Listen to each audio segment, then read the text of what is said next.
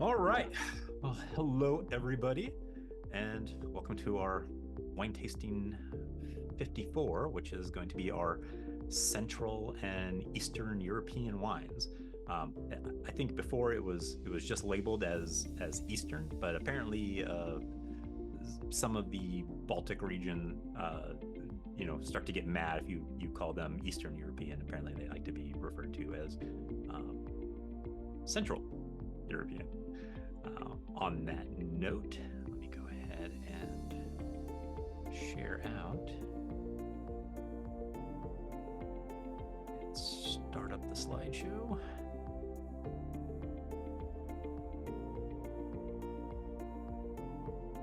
All right. So the first part is going to be pretty simple because, well, as you're looking at this map, well, we've got a few different. We've got of our wines tonight. We've got Slovakia. Actually, no, sorry, not Slovakia. Not Slovakia. Slovenia. We've got Croatia. We've got Georgia. And we got Hungary. So, but as you can kind of see, note the latitudes. So, kind of the what we've got going on here is everything within those parallels. So, the top of France versus, like into Spain. Now, that was actually something that I didn't realize. There's my world geography for the day as well, is that Georgia, I mean, if anything is going to be considered Eastern European, Georgia being way over there, it's almost into like Middle East, Asia. So that was an interesting one, but that one is definitely of Eastern European that we'll be getting into. Now, so let's go ahead and talk about our wine number one. Now, as you kind of look it through, like the little list of things, the first two, so those first 2 points kind of go together. Valleys with running rivers make for excellent wine grape growing areas, especially in colder regions, which, Slovenia being much more kind of a landlocked and a little bit more north of in terms of Europe, it's going to be kind of a colder area, but those rivers act as a buffer. So, while yes, it might be cooler, say during the summer, but during the winter, it also holds on to that cold temperature and allows it for it to not really just freeze over all the time. Now, the place that we're going to be addressing is way over here, Vipava, and it is, well, you can't really see it from this particular map, but right over here is Austria. So it's right up against essentially the wine regions of Austria, and that's where it gets some of its influence. Now, the grape that we're going to be going through today is called Pinela. Now, much like Austria, a lot of those same influences also come from Italy. Now, and that's the thing, is that this grape, Pinela, is an ancient white wine variety indigenous to the Veneto region of Italy, where there's other other wines that are much more famous, but there is still wines that come out of that region that are specifically of this Pinela, of the Pinela grape. But it will always be called Pinela in terms of grape, but in Italy, when it's turned into wine, it's then called Pinello. So that was kind of interesting. All right, so let's go ahead and pour our first wine of the night. For me, I'm not sure who else out there has the same one, but it's the Lanthieri Pinela from Vipava.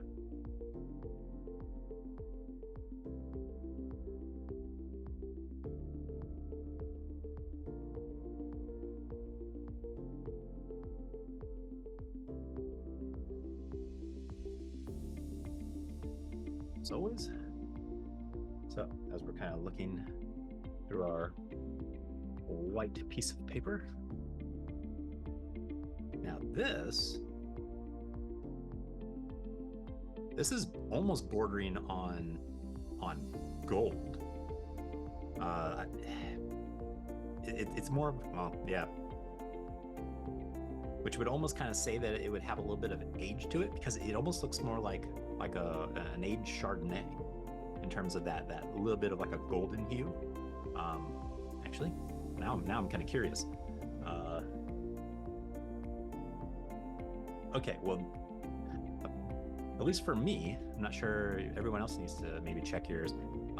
My vintage is 2020, so that's 4 years old for white, which is, you know, there's definitely a little bit of long in the tooth on, especially for a white. So let's go ahead and give it a swirl and a sniff.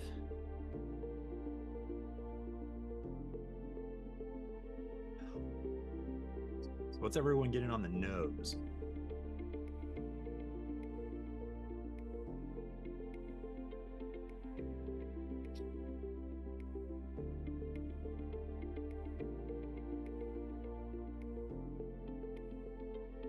It's fruity. Again, like yeah, apricot, but we're thinking peach, something in that kind of stone fruit family. Stone fruit, okay.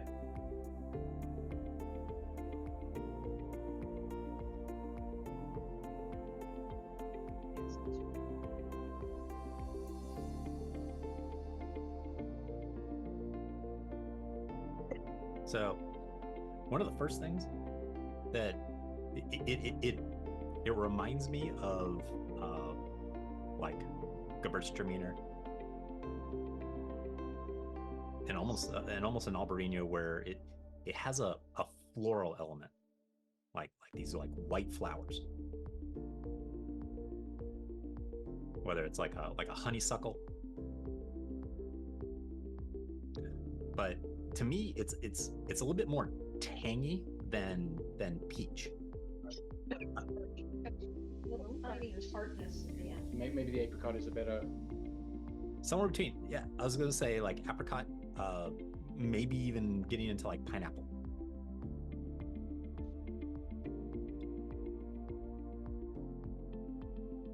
But let's go ahead and give it a try. So cheers.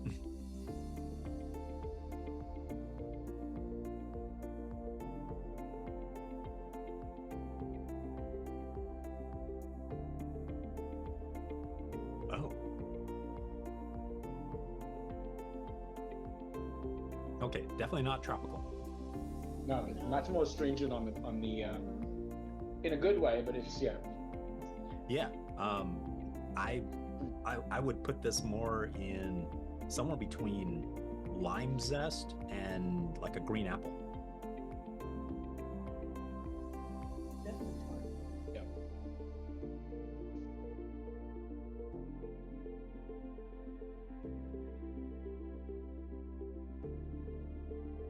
Tasty. Now, because I kind of know that, you know, because we've already kind of determined that it's a little old. I want to say, well, not old as in like old bad, but for a white wine, what you should be detecting is those same kind of fruits, but they start to get a little cooked or dried. And if you, so, you know, tasting maybe like for me, one of the first things that it almost tastes like to me is dried papaya. Not getting anything tropical yet of it.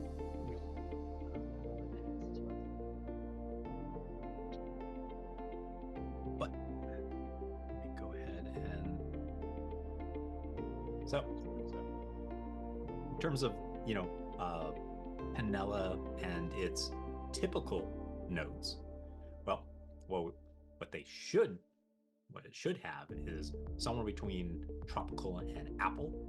The fact that this is a bit more even astringent than that, and on the citrus side, makes me think that this was maybe a colder year, because that's usually the range on white wines. Is if you start to get into more of the citrus and apple side, it was grown in a colder environment, versus when you start to get into the stone fruits and the tropical fruits, that's when it's a much more kind of a warmer, if not hot climate. Now, you said this was normally a Spanish wine, right? Spanish grape? No, Italian. Italian. Okay, I'm just thinking, so Slovenia is a colder climate, I think, than Italy. So yes. Maybe, just in general, so that may be kind of where it fits that. Well, I mean, because but if you think about like the Veneto region, is that like kind of northeastern portion, like right up next to the Alps. Okay, yeah, right up next to where they touch Switzerland. So okay, yeah, so I guess it's still pretty cold up there. So it's I would say, that's the reason why I probably traveled straight from there over to Austria into Hungary or into Slovenia, because well, it's very close. But let's go ahead and try with some foods out there. But yeah, it is very good. I'm not sure it really brings anything out in the wine. The wine, it's one of those situations where the wine enhances the food versus you never know how the two are going to go. In this case, I think the wine helps really with the food versus, I don't think anything else really comes out of the wine. Yeah, it's just more of a palate cleanser, where it's just taking away that richness, greasiness of cheese. I mean, yeah, sometimes the food changes the wine, but in this case, so much. It does help cut the cheese, though. Cut out the. Ah. I know, that was terrible. Sorry. I realized it as it came out of my mouth, but it was too late. All right, well, while you guys finish up your glasses, let's go ahead and move on to talking about our second wine, which is our Bilo Idro-Plavac. Now this is the whole area of Croatia, but there really isn't that much to say about the inland regions, which is up in the northeast. They grow mostly typical varietals, except for one special one that we'll be talking about later, and that's this ferment. But so remember that name a little bit later.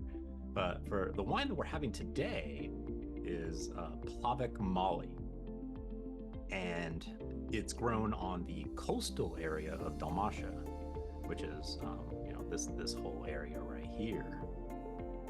Now, Plavac Mali translates to small blue because, well, wine grapes are small, and these apparently look blue.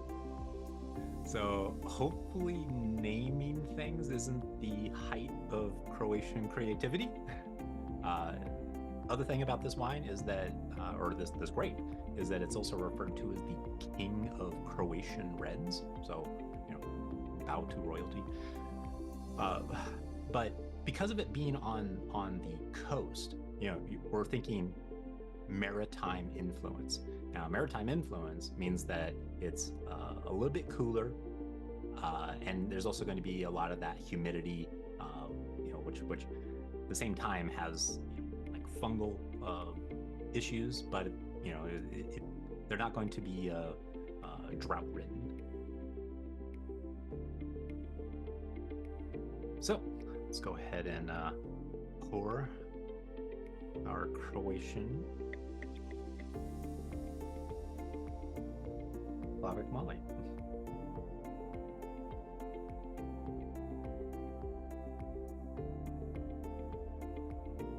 Wow. How old is this? Okay, so it's... I won't say I have concerns, but for a 2021, this has a huge band to it in terms of color difference, and it's already moving it's almost, I want to say tawny, but this is not ruby anymore. This is like on its way to brown, which for a 3-year-old wine is I won't say concerning, but but it's also a coastal red.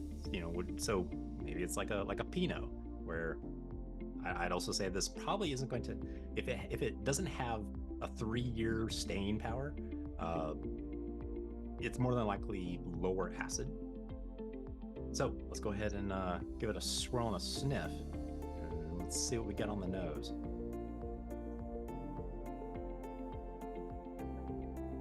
Oh, I like the nose on this.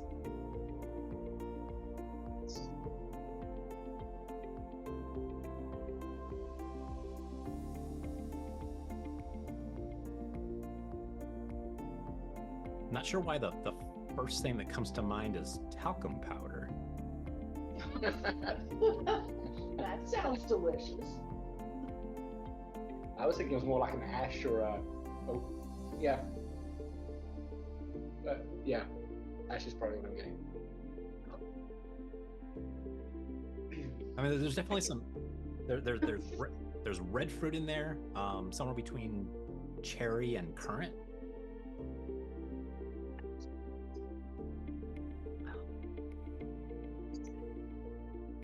But oh no, that's what it is. So like underneath that thing that I was thinking was more kind of talcum powder,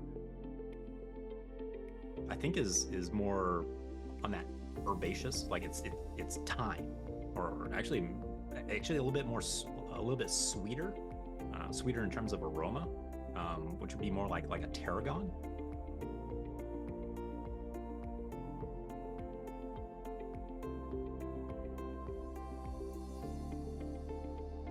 Okay, well, let's go ahead and give it a try and see what our palate says. If I say we. Yeah. It's funky. That's exactly it. That's nice. That's an easy drinking red. Yeah. But it kind of confirmed my suspicions in terms of acidity. Like this is a medium minus acidity. It's not very acidic at all. Well, between the color and the taste, it does remind me very much of a Pinot Noir. I would say it's not as fruity.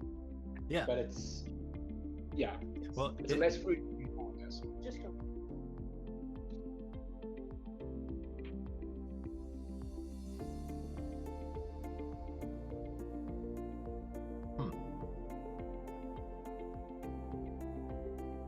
though it almost kind of loses that like that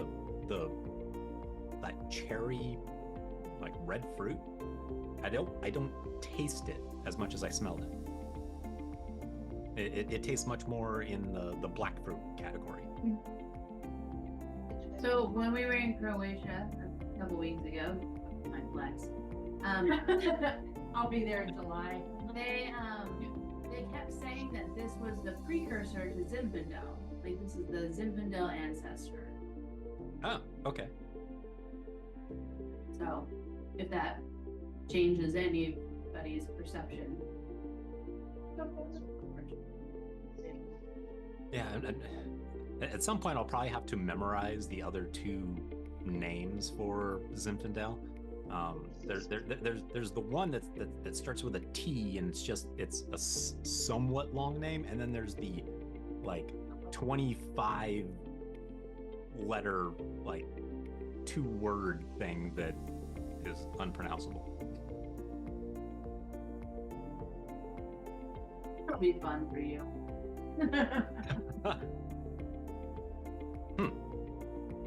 Okay, well, in terms of what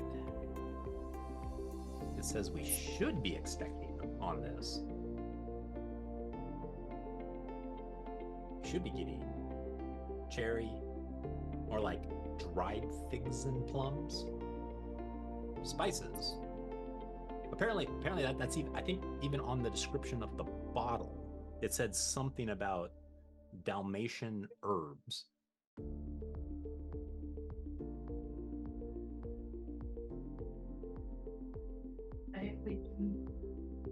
what are Dalmatian herbs? Richard? That is a good question.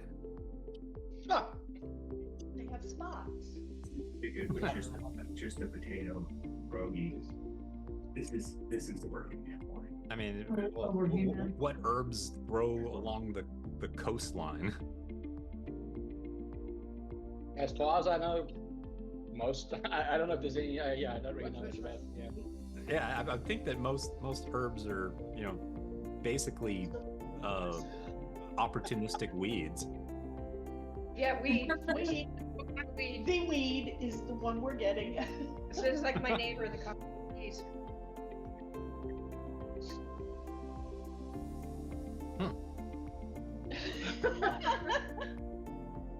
Just saying. Yeah, according to the label, there's a blueberry in there, and I'm not getting that at all. But, Yeah, I saw blueberry, but I was like, no. No. It's either curry or turmeric. The yellow. But turmeric. hopefully it goes better with Oil. than it does with just, Honey. drinking it by itself. This is right. All right, Richard, to answer the question, what are Dalmatian herbs? These are herbs such as lavender, basil, Is You it know, honestly salt and the lamb? Hold on, Jay. Okay. Now continue with your Dalmatian herb list. lavender, basil, oregano, bay leaves, rosemary, sage, and thyme. Okay. It says grow in the Dubrovnik region.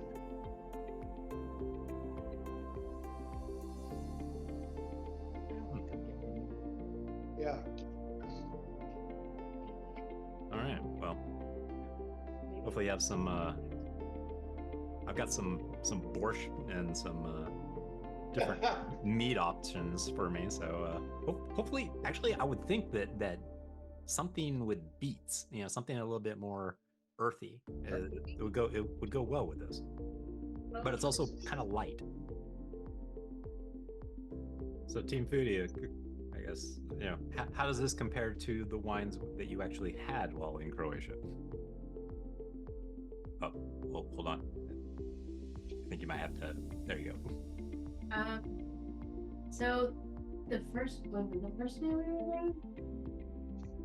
there, one bottle. Yes, We had one that was 10% Merlot at 90% Plavac Molly. We were in this Molly, but there was no label on the bottle, so we couldn't really confirm that. This is not the best Plavac Molly we've had at all. Well, but how close would it be to, like, I guess, what you would consider a good Plavac Molly? OCD is going to help that. Like is it deep? Was it like a deeper color? Was it not as, I want to say, oxidized? So it was more aromatic, it had more fruit and like chocolate, that kind of thing in the nose. We actually got these almost like fishbowl sized wine glasses as well. Really maximize the aromatic notes. Okay. But I also, like, this was not their best wine. They really focused more, to me, on white wines. Well, and for Croatia? Croatia. Yeah. Well, I mean, and yes, that actually, considering that they are, or at least other than that inland place, all along that coast, that Dalmatia coast, most maritime areas are, they focus on their whites. And this one was made on an island, like Hvar. Mhm. Just off of Split. We traveled a lot.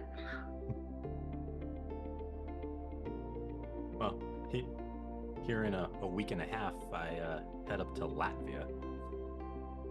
Well, that'll be fun. But I don't know how. Hopefully, I'll find some stuff to do up there. And no wine, no Latvian wines for tonight. You should have had us do a whole Latvian night so you'd know what you want to try when you got there. Well, but remember on that first slide, you know, with the band, once you start getting above a certain latitude, you know, unless you're looking at like some weird hybrid that can withstand those kinds of like cold winters and also like cold snapbacks, because that's the real danger. The cold isn't the problem. It's that if it gets above 50 degrees, that's when all of a sudden the budding starts, and like the whole metabolic process happens. And it's at that point that it's in danger that if it then drops back below freezing, that it'll kill the vines.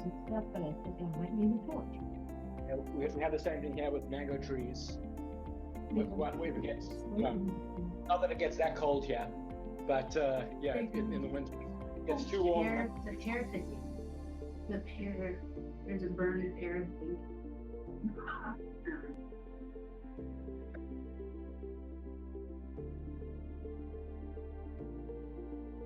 All right, we ready for wine number 3? Okay. So, on to wine number 3, which is our, at least for me, is the Chateau Mukhrani-Saperavi. Now, Georgia, as you kind of saw from the first, it's you know, kind of on that southeastern edge of Russia, almost into the Middle East. Now, the history of Georgian wine goes back like 8,000 years, and it being just north of the birthplace of ancient agriculture, which is the Fertile Crescent, really kind of makes sense. Now, again, well, then you ask, well, why is this land good for grapes? And what you have is these big Caucasus mountains that are, you know, go right through the middle of the country, and just to the north of, you know, that are just to the north of the two like primary growing regions, especially for Saperavi, which is this area here, which is Kartli, and then also where's Kakheti? And Kakheti's, yeah, like right here. So both of them are kind of like right up against these mountains. And what that's doing, so you've got the Black Sea, but it has to go a long ways in terms of like moisture and everything else to finally reach those two areas. But you have the Caspian Sea that's like right here, and it wants to just dump moisture and rain everywhere. Now, these mountains, though, create what's called a rain shadow. And it means that everything that's past to the south of these mountains, well, it's just going to be dry. So it's what's kind of referred to as like sub-Mediterranean, or even just Mediterranean, which means it's dry, it's arid. And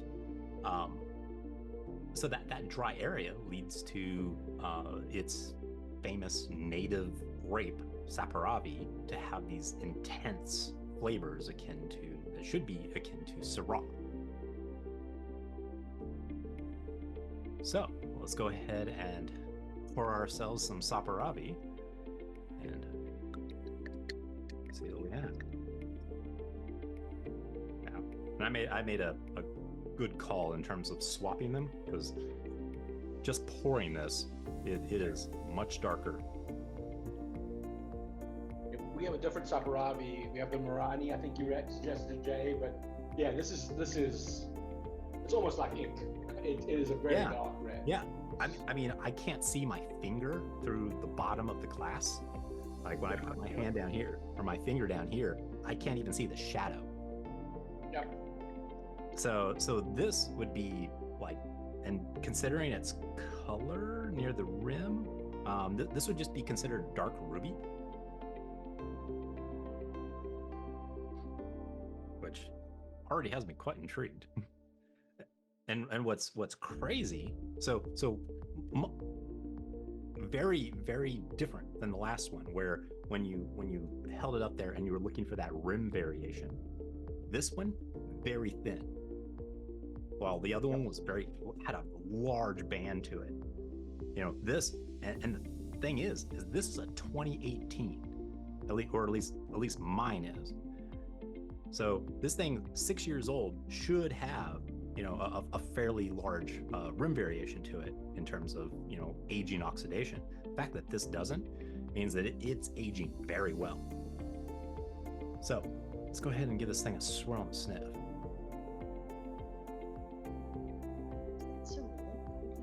It's Georgia. Georgia. They're open. We're debating what the language on the label is, as far as whether it's Cyrillic or not. But that's Oh, you're not gonna like this one. Oh, jeez, that's so good. That has some interesting notes to it. the interesting part to me is it's got a lot of, I don't know, like heaviness. I mean, and then right at the end, there's a little bit of like a sweet. There's just like a very like sweet vanilla or honey that comes out right at the end of the nose, kind of just like right in between. I'm just thinking, just you know, it doesn't, not at first, but right at the end of the nose, there's something that's almost sweet, which is, I guess, maybe fruit, but it's no. There's a sweet vanilla like cap to this. I'm definitely getting, you know,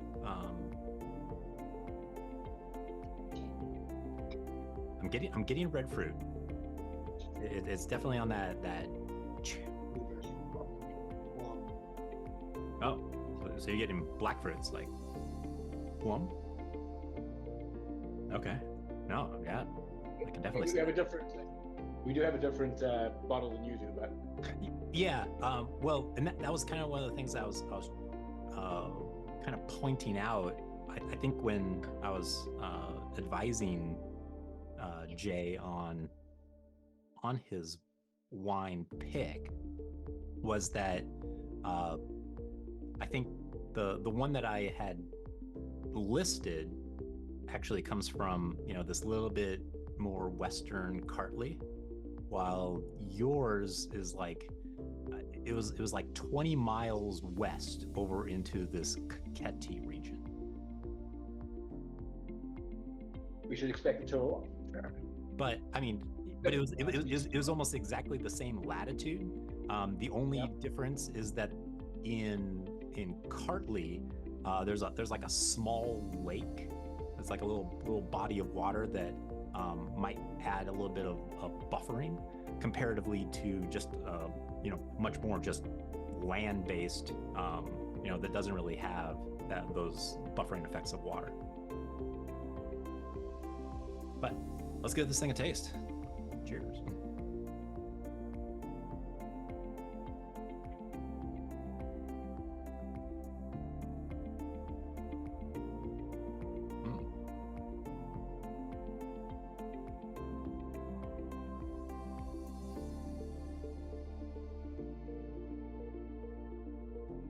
Okay. I'll say the first thing that hits me is bitter. It like the bitterness of like pomegranate.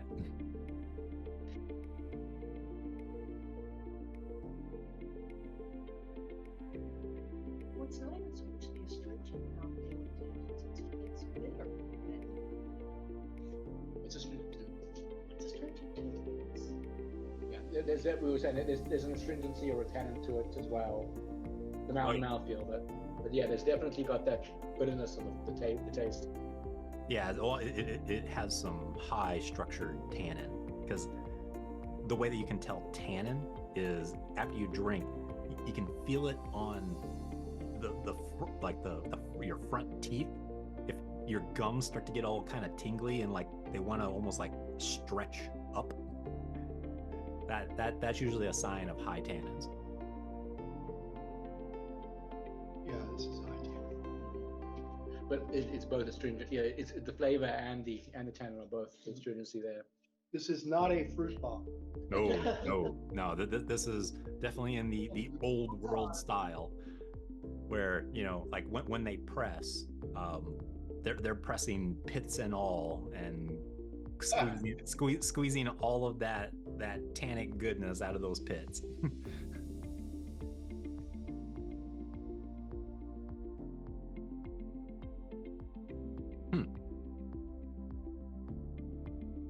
All right. Well, in terms of what we should be getting, in terms of what's listed, so we've got black cherry, black currant. For Team Foodie, yes, apparently there is an anise black licorice note. So get out that bag of licorice.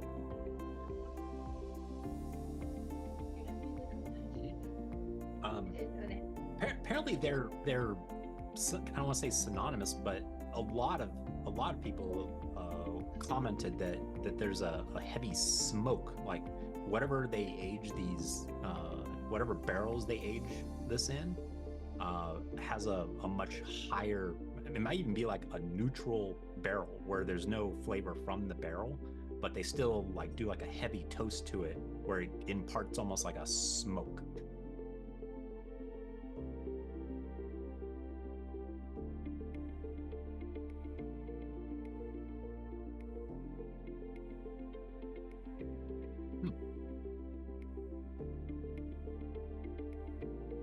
Now, so the with it being referred to as Syrah-like, I now see it. And comparatively to the nose, I'm definitely getting a lot more of those black fruit flavors. Which, again, the only thing that's missing from this to have it mistaken from a Syrah would be like a black olive note.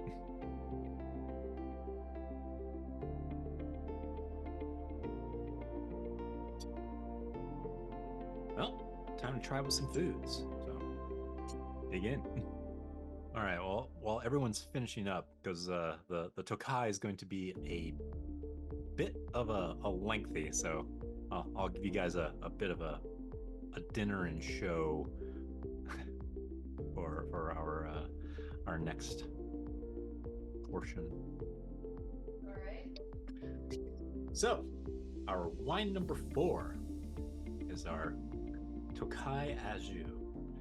Now, yes, it does look like, to those of you not familiar with the area, and I got corrected on when I was first going through the W set, because I was like, Tokaji. No, it's not Tokaji. It's just Tokaji.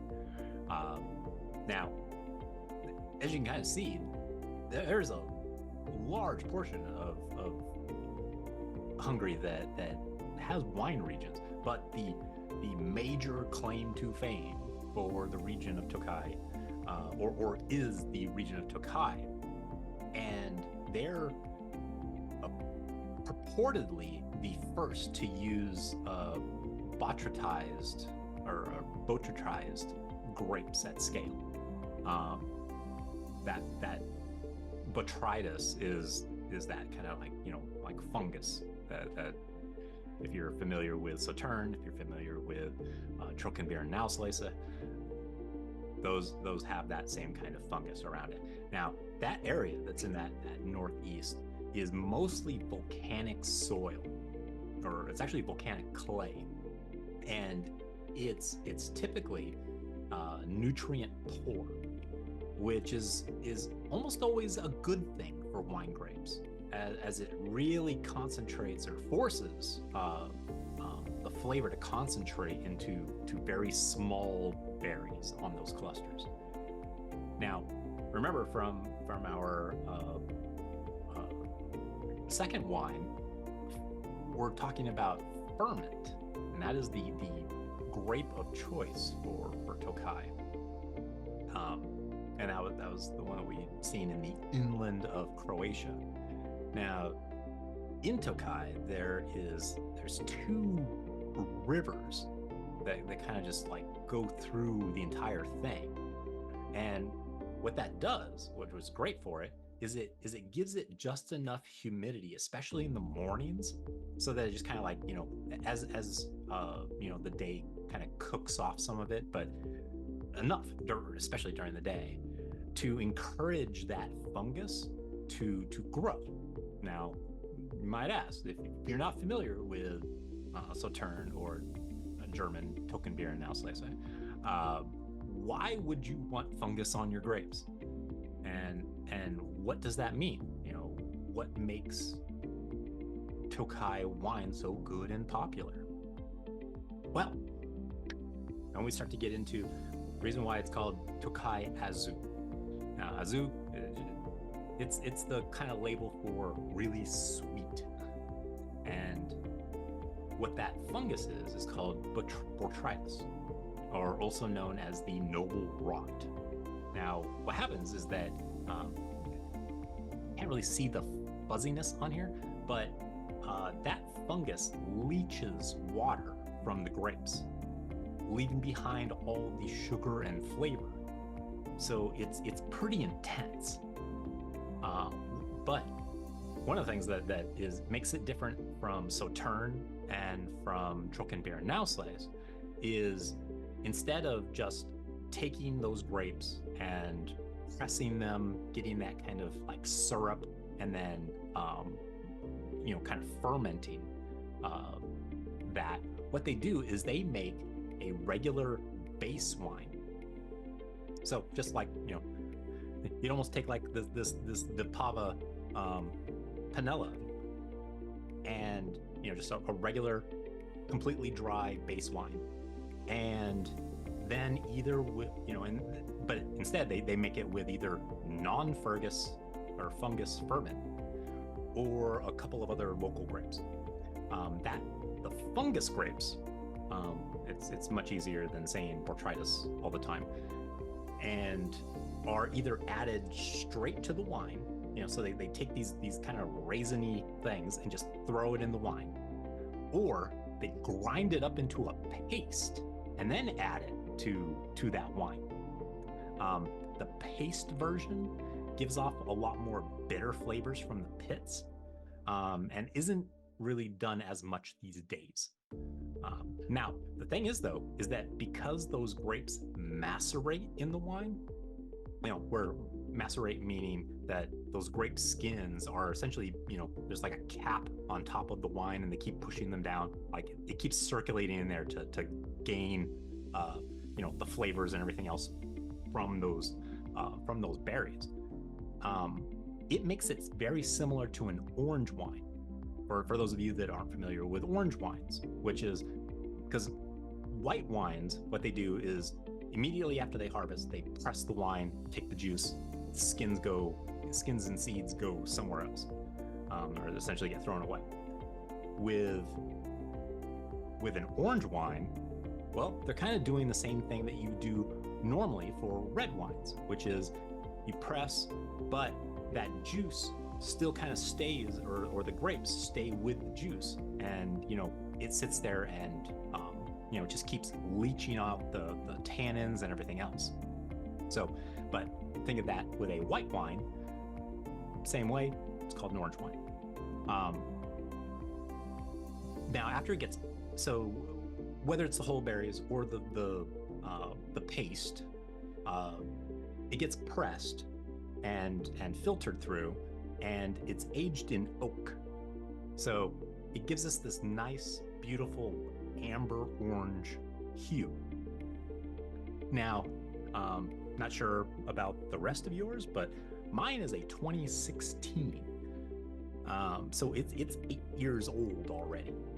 Now, but it doesn't have a lot of like brown to it. It's just, you know, kind of this amber. Now, one of the other things that you'll notice, especially if you've got the Chateau Megyer that I have, you'll notice that it says 6 Puttonyos. on the label, and that's to signify the level of sugar granted from the Aszu berries. Now 6 is pretty much the highest on the number scale, and that's, but it's also the most expensive, because again, the more grapes that you need to get the sugar levels to that level. There are a couple of those below that, the Encina, or Encia.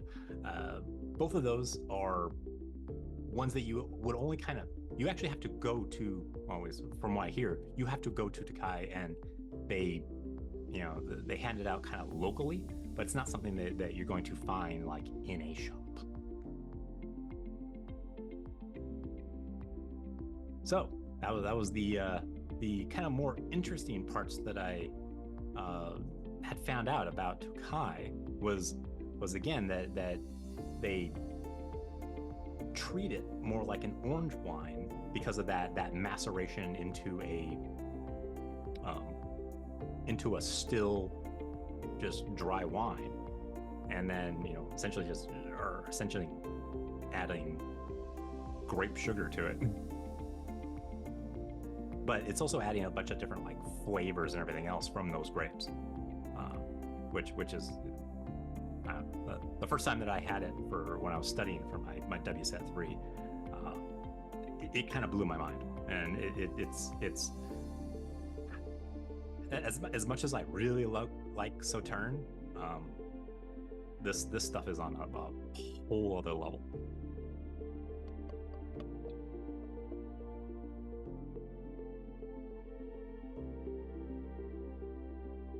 So, as we're looking at its color, well, it's still, you can still see your hand, or finger through the bottle, so, or through the glass. So it's still considered pale, but in terms of its color, it's mostly orange but kind of leaning into that amberness.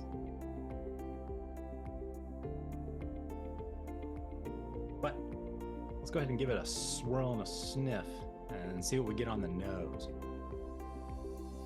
Richard, real quick, how cold should this be served? Probably in the 50 to 55 Fahrenheit. Thank you.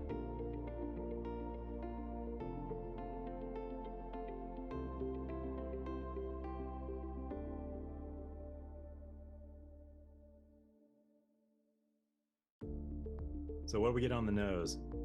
There's a couple of things that just stand out to me. Raisins for sure. Raisins, okay.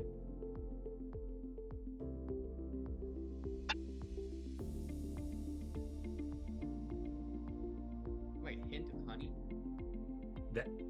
That was going to be, yes. That's the main. Be one of the main aromas and also flavors that I would suggest. The other one is going to be dried apricots. Am I crazy in thinking when I smell this, I'm smelling fresh water? Fresh what? Water. Water. Fresh water? What? Yeah. It's almost just like the smell of clean. Maybe.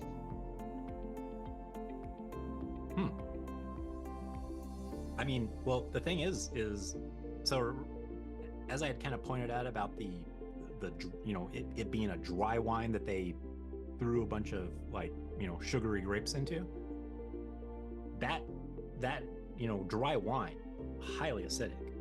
So in terms of what we should be expecting on the palate, is that, and it might be coming through the nose as well for that maybe watery clean, is that it's going to be very highly acidic. But let's give this thing a taste. Hopefully, for those of you that are first timers, say wow.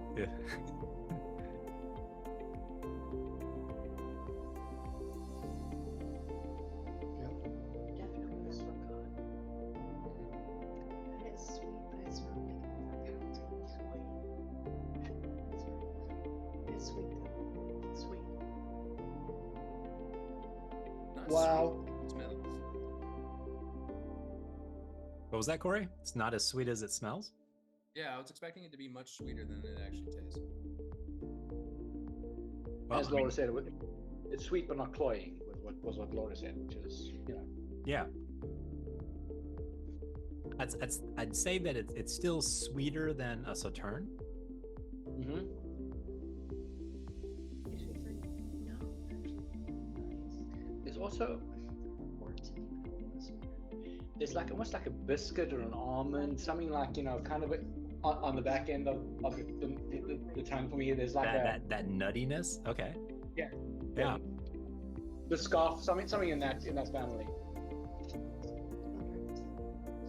Yeah, so in terms of what we should be expecting, or what the typical, especially for those of you that think this is too sweet, remember that this is the 6 Puttonyos. So there are 5, 4, 3. I'm not sure if it gets down to 2, but there are much drier versions of this than the highly sugary one that we have here. But as we kind of see here, dried apricots. The thing that no one had kind of mentioned that I do also see in here is that orange peel, more of like a candied orange peel, along with that honey and then the high acid.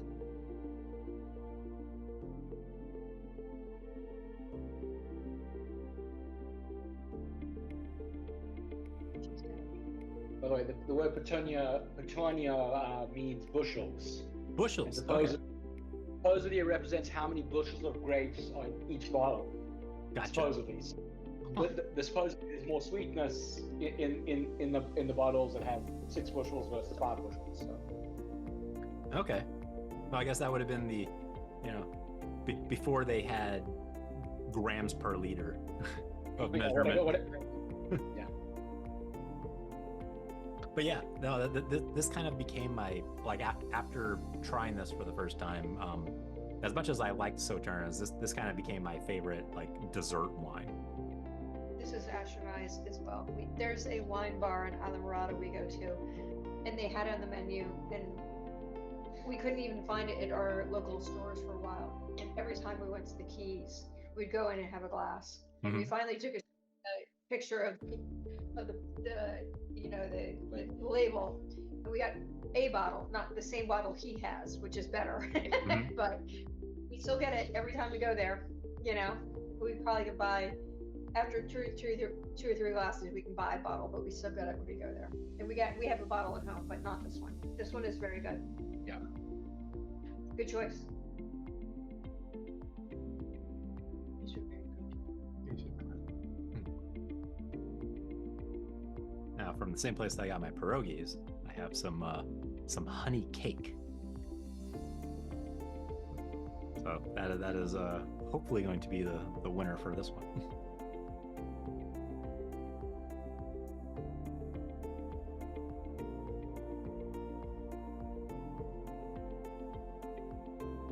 Because I was trying to search for something with a lot more apricot to it, but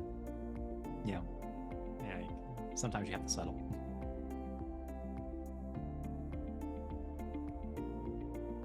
We have a selection of Russian chocolates and Eastern European chocolates from one of the Russian stores locally. So That's our dessert. that's our dessert to go with the.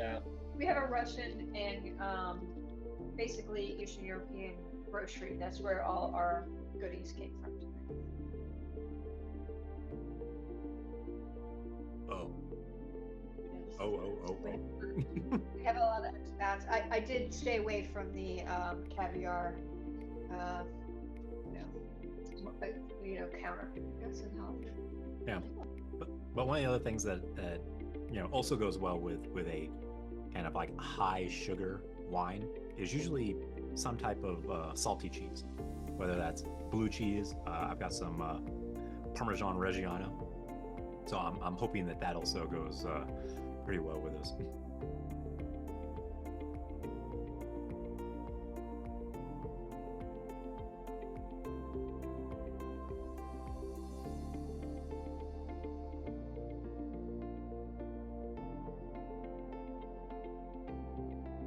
Oh, that also makes it very interesting.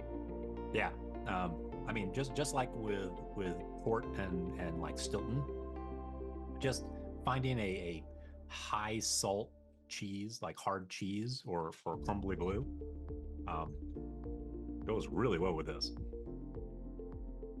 Yeah, no, I'll say that I was, for these, like I said, three of the four of these wines were completely new and foreign to me, which is always good.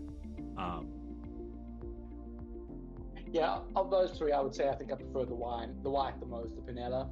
Yeah, it was not bad. The reds weren't bad. The Pinela wasn't bad. I really like the Saperavi, but that's I like anything that is a much more like heavy meat-based wine. Maybe we should just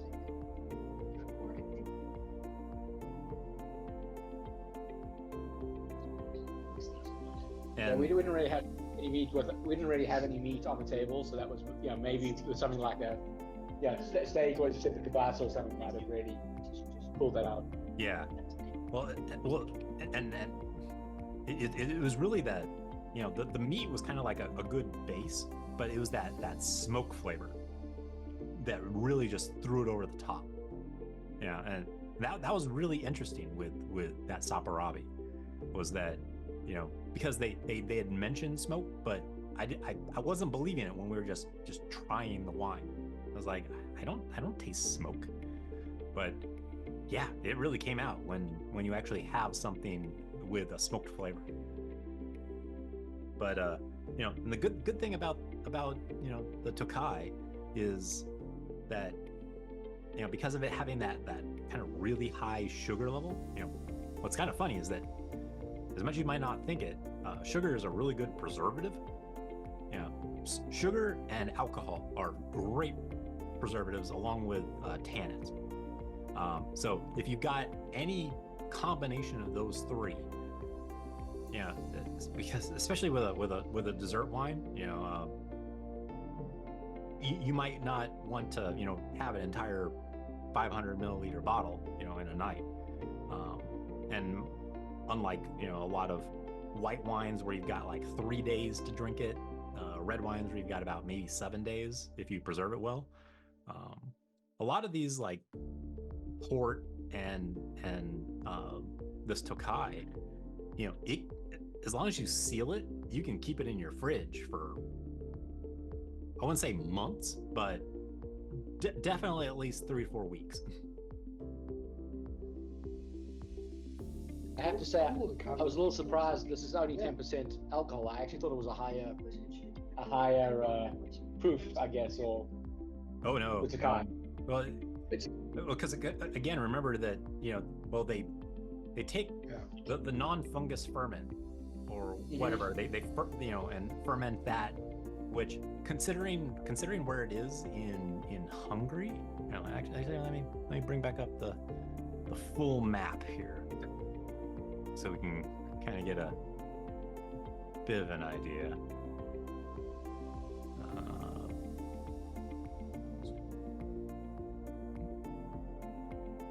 So I mean, it's pretty far, it's nearing that edge of like kind of the area that you can grow grapes in Central Europe. I mean, I mean, other than Slovakia, it's up near that edge. So it's cold. But doesn't cold normally mean higher alcohol as well? No, it means like it has a shorter growing period, so there isn't as much time to completely create a bunch of sugar in those those wines. So okay, I guess I was trying to compare that to ice wine, which is what I think of when I think cold weather wine. I think ice wine, which is okay. I guess that makes sense. Yeah, but I mean, but if you what you would have to do is like before the ice takes effect, you figure out the must level, like that sugar level in the grape, and that will kind of give you what your maximum percent of alcohol is for if you turn that into wine. And that's the thing, is that in cold weather grapes, you're only going to get somewhere between 11 and maybe up to 13, but that 13's pushing. And then on top of that, the yeast just dies off once it reaches. Okay, that makes sense because it's probably not sugar. Well, at that point, there's again, because so the stuff that's not fungused. I don't know why the camera's all of a sudden deciding to focus on me. But after the non-fungus wine, well, the amount of sugar that's on its regular harvest is only going to get you to about 11 to 12%. And so now take that wine, and now you're adding a bunch of non-alcoholic sugar to it, which is going to start to deflate that number from 11 or 12 back down to 10. And I guess if all these sugars had been converted to alcohol, it wouldn't be nearly as sweet. Correct. So I guess okay, that makes sense. I come across. I was thinking about it the wrong way, I guess, backwards almost. Okay, makes sense. Well, that's kind of a throwback to Northwest Pacific style mead. Traditional mead using honey to make the alcohol. Mm-hmm. And I mean, the traditional recipe that you see mostly in Europe is very dry, and it's very strong. The Pacific Northwest folks decided to start making mead that same way, except at the end, instead of just bottling it up after they had this dry, very high alcohol product, they would back flavor it with more honey, but then they wouldn't let the yeast stay alive through the bottling process. Correct. Yeah. So that's when they'll like they'll use a sulfide or something else to kill off all the yeast. Exactly. And what you get is something that's very strong alcohol-wise, but it's also very sweet. And if you want to flavor it with something other than honey, I mean, there are plenty of natural flavors out there that you can substitute. Yeah, I think there's a lot of laws, much like with wine, where if it's something other than the base product, then you can't call it whatever it is, like mead, like whatever you sweeten, like if you sweeten it with cane sugar or beet sugars or something other than honey, then it's something else other than mead. It's the same way as if you flavor it with fruit or spices, it's no longer, it's a subsidiary of mead. I gotta ask though, I know about the laws about port and the laws about bourbon. Are there laws about mead? Good question. I don't know. I'm going to guess there might be like a mead association. Yeah, see, I just don't know. You know, Richard, that I gave up brewing beer and now I'm doing mead. Yep. And I mean, I don't do much of it, but it's there's no point here in doing beer anymore because there's so many good breweries.